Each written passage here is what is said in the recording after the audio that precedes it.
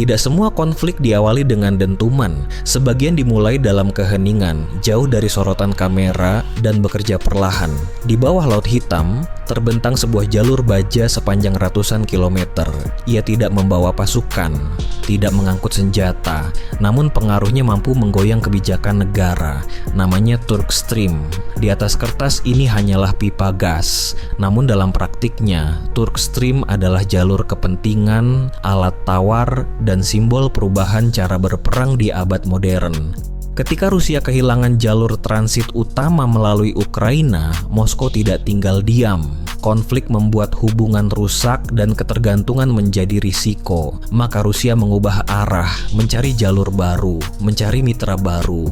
Turki muncul sebagai titik temu, bukan sekutu mutlak, bukan musuh terbuka, melainkan negara yang berdiri di persimpangan, memegang kendali geografis dan politik sekaligus. Turk Stream mengalir dari Rusia Selatan, menyusuri dasar Laut Hitam, lalu masuk ke Turki sebelum bercabang ke Eropa Tenggara. 2 jalur, satu untuk kebutuhan domestik Turki, satu lagi untuk pasar Eropa. Strukturnya sederhana, implikasinya tidak. Dengan beroperasinya Turk Stream, Ukraina perlahan tersingkir dari peran lamanya sebagai negara transit. Bersamaan dengan itu, satu sumber tekanan hilang dan satu bentuk kontrol baru muncul. Bagi Rusia, ini bukan hanya efisiensi, ini soal mengurangi kerentanan. Namun bagi negara-negara penerima, ceritanya berbeda. Hungaria, salah satu negara yang bergantung pada aliran gas ini, mulai menyuarakan kekhawatiran. Bukan soal pasokan yang terputus, bukan soal harga semata, yang dipersoalkan adalah kedaulatan.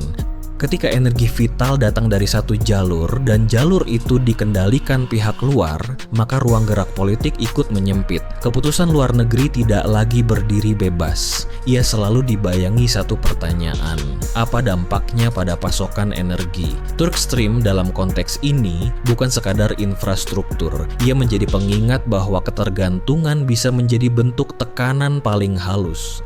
Awal 2025, dimensi konflik ini bertambah rumit. Rusia mengklaim adanya upaya serangan terhadap infrastruktur Turk Stream, bukan di wilayah Ukraina, bukan di garis depan perang, melainkan jauh di wilayah Rusia Selatan. Jika benar, maka ini menandai perubahan besar.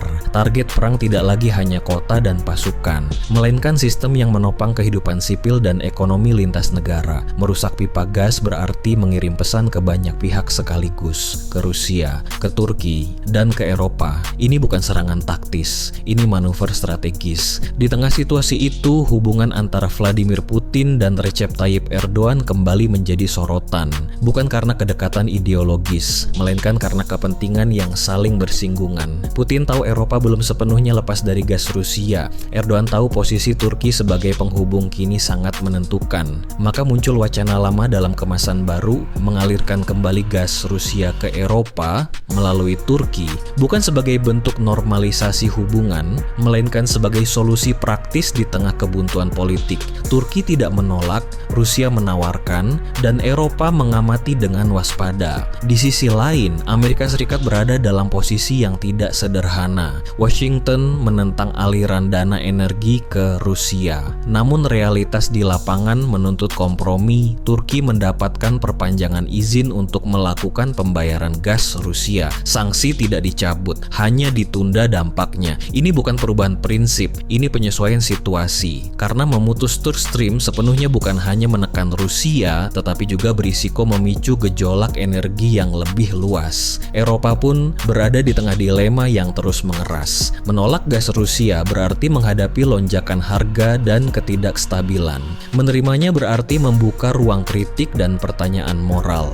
Turk Stream mempersempit pilihan-pilihan itu. Ia memberi pasokan, namun sekaligus memperdalam ketergantungan. Negara-negara Eropa Timur merasakan tekanan ini lebih cepat, bukan karena mereka paling lemah, tetapi karena mereka berada paling dekat dengan jalur distribusi. Apa yang terjadi pada Turkstream mencerminkan wajah konflik modern. Perang tidak selalu dimulai dengan serangan terbuka. Kadang ia berjalan melalui kontrak, pipa, dan kesepakatan senyap. Energi berubah fungsi dari kebutuhan menjadi alat pengaruh, dari komoditas menjadi senjata jangka panjang, dan senjata jenis ini tidak menimbulkan suara, tidak terlihat di layar, namun dampaknya bertahan lama. Turkstream terus mengalir, membawa gas, membawa kepentingan, dan membawa pesan bahwa di dunia hari ini, kekuasaan tidak selalu berdiri di atas tank dan misil. Kadang, ia mengalir pelan di bawah laut tanpa suara.